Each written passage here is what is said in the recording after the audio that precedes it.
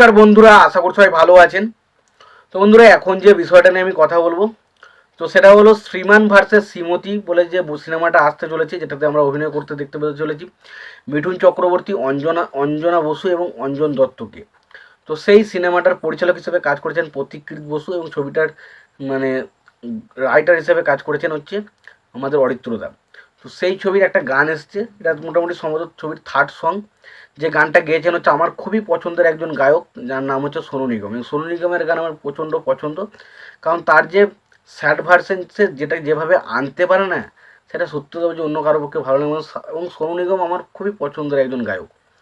তো তিনি এই গানটা গেয়েছেন এবং তার সঙ্গে অন্তরা মিত্র এই গানটা গেয়েছেন। গানটার নাম হচ্ছে মন খারাপ। এবং পাশাপাশি এই গানটার মিউজিকের কাজ করেছেন ইন্দ্রদীপ দাশগুপ্ত এবং গানটা লিখেছেন হচ্ছে বারিশ। এবং গানটার মিউজিক কম্পোজ করেছেন হচ্ছে সৌমিক ভট্টাচার্য।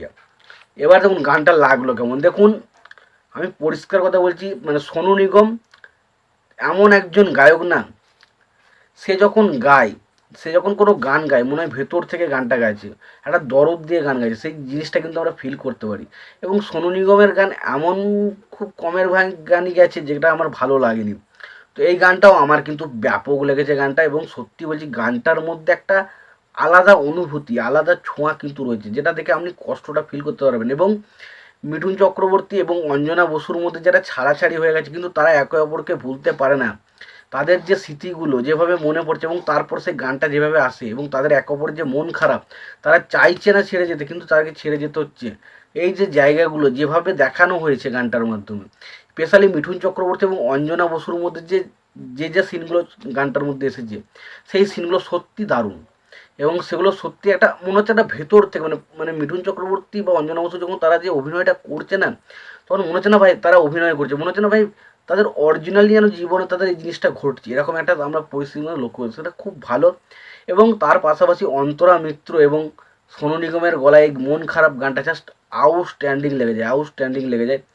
এবং সত্যম ভট্টাচার্য যেখানে মিঠুনের ছোটোবেলার ক্যারেক্টার প্লে করেছে, তাকে যে দারুণ কিছু লাগছে সেটা কিন্তু নয়, তবে খারাপও লাগেনি, খুব একটা যে খারাপ লাগছে সেটা কিন্তু নয়, ঠিকঠাক লেগেছে।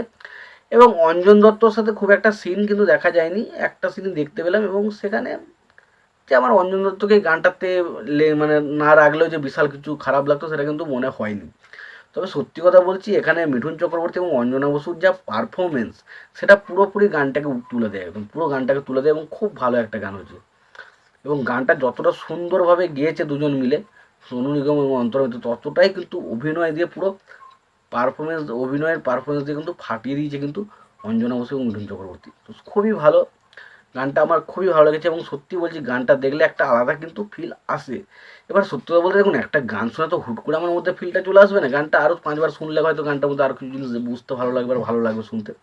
বাট বিষয়টা হচ্ছে এটাই, যখন আপনি এই ছবিটা দেখবেন, ছবিটা যদি সত্যি পারফেক্টলি ভালো হয় এবং সেটা যদি আমাদের কাছে এই ক্যারেক্টারগুলোকে ফিল করাতে পারে, তাহলে কিন্তু এই গানটা আমরা দারুণভাবে এনজয় করবো, আমি মনে করি। তোমাদের কি মতামত এই গানটা নিয়ে তোমরা অবশ্যই জানিও। ভিডিওটি ভালো লেগে থাকলে লাইক কমেন্ট শেয়ার করে দিও। চ্যানেলটা নতুন হয়ে থাকলে অবশ্যই তোমরা চ্যানেলটা সাবস্ক্রাইব করে নিও, পাশে বেল আইকনটা অবশ্যই প্রেস করে দিও। ভালো থেকো, সুস্থ থেকো, দেখাচ্ছ পরবর্তীতে।